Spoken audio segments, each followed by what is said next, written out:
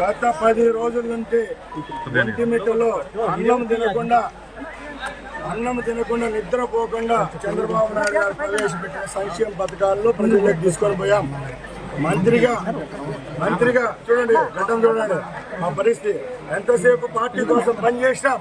ఈ రోజు ఇక్కడ గెలుపు కోసం మా ఇన్ఛార్జ్ అయితే నేనైతే పనిచేస్తూ వచ్చాం. మీరు డబ్బులు యథేచ్ఛగా ఇచ్చారు, ఒప్పుకున్నాం.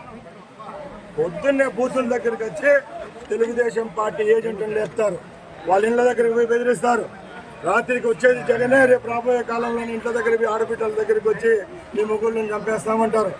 అలాగే వికలాంగులు, వితంతువులు, యువత ఎవరైతే ఈరోజు ఈ పథకాలకు ఆకర్షితులై ఓటింగ్కి వస్తున్నారో బారుగా తిరుగుతుంటే లోపల వాకిళ్ళు వేసుకొని రిగ్గింగ్ చేసే పరిస్థితి తీసుకొచ్చారు. కాబట్టి ఈరోజు మేము ఎదుర్కొన్నాం.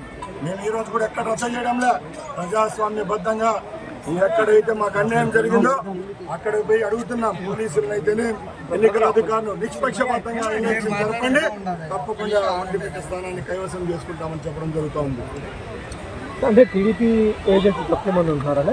ఎక్కడ లేదండి, తెలుగుదేశం పార్టీ ఏజెంట్లు బాగున్నారు. గత 4-5 ఎలక్షన్లలో ఇక్కడున్న లోకల్ పరిస్థితులను బట్టి కొంచెం ఇక్కడున్న క్యాడర్ను సప్రెస్ చేయడం జరిగింది గత 3 పర్యాయాలు.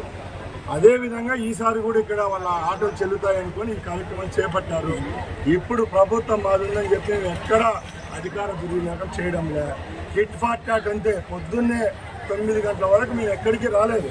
9 గంటల నుంచి ఎక్కడ చూసినా కూడా మా వాళ్ళ మీద దుష్ప్రచారాలు, వాళ్ళ మీద గలాట చేయడం జరిగింది. కాబట్టి ఈరోజు చట్టుకోవడం జరిగింది. మేము ఒకటే చెప్తున్నాం, ఓటు మాకు పడుతున్నాయి, గెలుపు మాది. ఎక్కడ భయపడే ప్రసక్తి లేదు. కవ్వింపు చర్యలు చేస్తే ఖబర్దారని జగన్మోహన్ రెడ్డికి మేము ఏమంటారు ఛాలెంజ్ చేస్తున్నా. ఎందుకంటే ఎవడబ్బా చుట్టూ కాదు కడప జిల్లా, గడ్డపైన మేము పుట్టాం. నీకు రౌడీజం తెలిస్తే నీకంటే 10 రౌడీజం తెలిసిన వాళ్ళం. ఈ రోజు ఇక్కడ స్థానిక శాసనసభ్యుడు ఉన్నాడు, ఎక్కడ పోయాడండి? ఈ స్థానం నుంచి నువ్వు రిజైన్ చేసినావు. నువ్వు నీతి నిజాయితీ పరువు అయితే ఈ రోజు రా, ఇక్కడ జరిగేటి చూడు, మాట్లాడు.